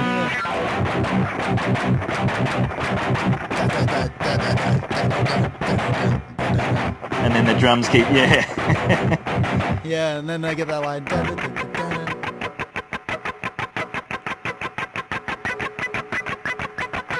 You get all those sort of bouncings in and out. Like I always think of it as just going from again, like simplifying your view on things. I think always helps digest it. It's a lot of those things are just a matter of going from simple to compound, like in terms of the theory. So it's like, are you groups 2 or are they 3 generally? Obviously for that riff in the middle that we're talking about, the hectic one, there's like a group of 5 kind of thing happening. Like rare cases that maybe aren't simple to just split in a simple compound, but like more or less you can kind of generally go like, oh yeah, they're kind of going from a compound feel to a simple feel. But yeah, the tempo hasn't changed. So but yeah, Dream Theater always do cool shit like that. And I love on the first listen to stuff like that, and not just Dream Theater, but with Dyssidia and other bands that do those kind of really cool metric modulations, Planet X and some of those fusion bands. But the first listen, I just love to listen and not try and work out what's going on, and just love the surprise of, oh, okay, there's something going on here.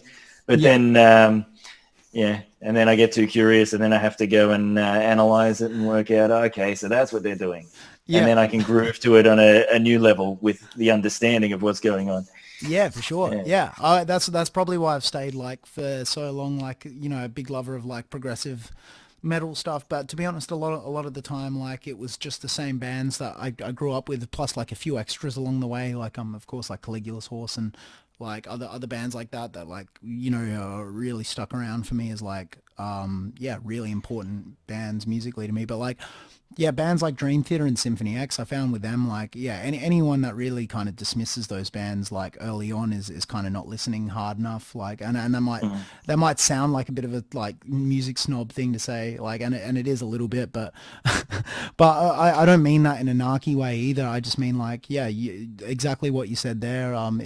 It's just the fact that you can really listen to it in a simplistic form, enjoy it. Maybe that's where people initially don't even like it a lot of the time, but yeah, you can also dive into it in future listens. Like for me, some of those albums like Images and Words and Awake, and yeah, Symphony X albums like the New Mythology Suite and stuff. Those albums were like ones that I heard them at maybe when I was like 13 and then loved them, listened to them for like a year and then didn't listen to them for a while and then came back like another year or two later and was like almost like I was rediscovering the same songs I knew because it was like, oh, I'm hearing this part here now and I'm hearing like, oh, like I didn't realize that vocal part even had a harmony to it. That was interesting and yeah, you start analyzing it and you can really like find new little Easter eggs like all the time within that music. And even now still like after flogging some of those songs like thousands of listens or whatever, it's like if I'm listening every now and then, like if something catches me with fresh ears, it might be like, oh, I never really heard that before or heard it like that. you know, yeah. And yeah, on that whole metric modulation thing, I just recalled a band I saw very recently. It's like the extreme version of that. I think they're called Pound. Okay. Have you heard of them? No. I think it's Pound. I could be wrong, but I'll have to find it later and send it to you. I had a few listens to some of their songs, and they're doing some crazy modulation, and I have no idea what they're doing, but it is it's whack. Sounds yeah. sounds like Car Bomb to me or something like that. It's a whole nother level. Car Bomb's awesome, and yeah, like they do some of this stuff as well. But no, this band Pound, it's a two-piece band. It's a drummer who uses two drum kits and a guitarist, and yeah, I have no idea what's going on when I listen to it. So yeah, I thought, I was wondering if you might have heard them because I reckon you'll dig it. So I'll is that I'll like find out later what it is and. Like POUND sort of pound or? Yeah, I'm cool. pretty sure. I could be wrong, but yeah, I think and all their songs are titled like X dash dot dot X dash dot stuff like that. It's like almost like binary or algebra or something like names. Yeah, so probably something nerdy behind it. It's like the yeah, bass player's probably like into programming or something. It's like yeah, something like that. Yeah. Well, yeah. Look, we've been going for nearly 2 hours, so might yeah, nice. Yeah, wrap it up there. But yeah, I feel like there's still so much we can talk about, so I might have to get together again and yeah, because I wanted to talk about technique and stuff as well, so we could do a whole nother chat about all that side of things. Yeah, definitely. Yeah, I'm keen. Like yeah, second parter with technique. yeah. No, that sounds good. Well, yeah, thanks heaps, man, for chatting about all your songs and sharing all that with us. So yeah, no worries, really man. Pleasure. Yeah, for sure. Yeah, thanks for having me on. Like just as like I guess this little selfless, shameless self plug. Like yeah, if anyone obviously needs any sort of like lessons, recording stuff, feel free to hit me up for that. And play for Dyssidia and Freedom of Fear. You probably I'll post links to. I'll post the links to all your stuff in the description there, so including all the latest clips and the songs that we've been dissecting, and cool. No, thanks, man. I'm like super stoked I'm able to just nerd out on this stuff, so it's cool. It's a great way to break up me this too, crazy man. time. Yeah, it says Awesome. no there's been no other time I think like in my life where I've been like super thankful to be a guitarist and a creative person, like at this point in time. So yeah, I hope everyone out there is like able to utilize a bit of their creativity as well in this time. And I hope everyone's keeping sane and healthy. That's the way that I'm keeping sane, at least, is more music nerd stuff and writing a lot. So Absolutely. I've pretty much been doing nothing but music.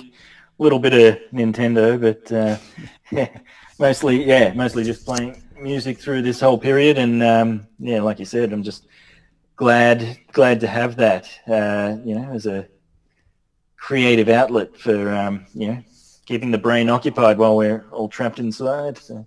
Yeah, man. There's only so many times I can like replay Tekken 3 campaigns and stuff like that. It's like yeah, I'm gonna gotta have the musical outlet.